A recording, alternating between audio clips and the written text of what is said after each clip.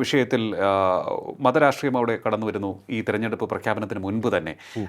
ഈ ഞാൻ ഒരു അല്പം നമുക്ക് പിന്നിലേക്ക് നോക്കേണ്ടി വന്നേക്കും. കാരണം ഈ നല്ലൊരു ശതമാനം ഹിന്ദു വോട്ടുകളിൽ നിന്നും ചോർച്ചയുണ്ടാകുന്നു ബി ജെ പിയിലേക്ക്. അത് തടയിടാൻ വേണ്ടി മുഖ്യമന്ത്രിയുടെ നിലപാടിൽ മാറ്റമുണ്ടായി എന്ന് നിരീക്ഷകർ കരുതുന്നു.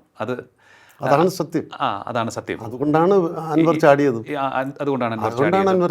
അതുകൊണ്ടാണ് ഈ നിലമ്പൂരിൽ മതരാഷ്ട്രീയം വന്നതുമെന്നാണ് അങ്ങ് കരുതുന്നത്. തീർച്ചയായിട്ടും.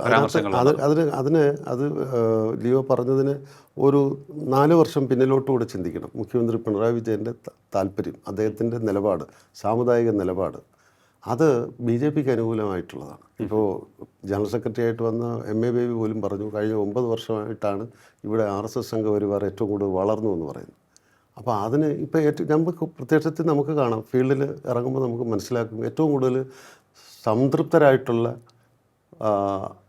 പ്രവർത്തകരെന്ന് പറയുന്നത് RSS സംഘപരിവാറുകാരാണ്. CPMകാർ പോലും അല്ല. അപ്പോൾ ഈ 9 വർഷം പിണറായി വിജയനെ ഉന്നം വെച്ചുകൊണ്ടാണ് ബേബി പറഞ്ഞതെന്ന് അങ്ങ് കരുതുന്നുണ്ടോ? ബേബി പറഞ്ഞത് വസ്തുതയാണ്. പിണറായി വിജയനെ ഉന്നം വെച്ചോ എന്നുള്ളതല്ല, അത് ഫാക്റ്റാണ് പറഞ്ഞത്. മാറ്റർ ഓഫ് ഫാക്റ്റ് എന്ന് പറയുന്നത് ഇവിടെ RSS വളർന്നത് ഈ കഴിഞ്ഞ 9 വർഷത്തിലാണ്.